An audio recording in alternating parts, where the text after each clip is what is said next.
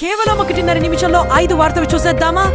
మహారాష్ట్ర ఉప ముఖ్యమంత్రి అజిత్ పవార్ ప్రయాణిస్తున్న ప్రైవేట్ విమానం బారామతి విమానాశ్రయంలో ల్యాండింగ్ సమయంలో ప్రమాదానికి గురైంది. ముంబై నుండి బారామతికి వస్తుండగా సాంకేతిక లోపం తలెత్తడంతో విమానం రన్వేపై అదుపు తప్పి బోల్తాపడి మంటల్లో చిక్కుకుంది. ఈ ఘోర ప్రమాదంలో అజిత్ పవార్ సహా 6 దుర్మరణం పాలయ్యారు అని డీజీసీఏ వెల్లడించింది. ఆగ్రాలో పెళ్లికి ఒప్పుకోలేదని మింకీ శర్మ అనే హెచ్ఆర్ మేనేజర్ ను ఆమె సహోద్యోగి వినయ్ సింగ్ అత్యంత కిరాతకంగా హతమార్చాడు. ఆఫీసులోనే గొడవపడి కొబ్బరికాయలు కోసే కత్తితో ఆమె గొంతు కోసి చంపి శరీరాన్ని ముక్కలుగా నరికినట్లు విచారణలో తేలింది.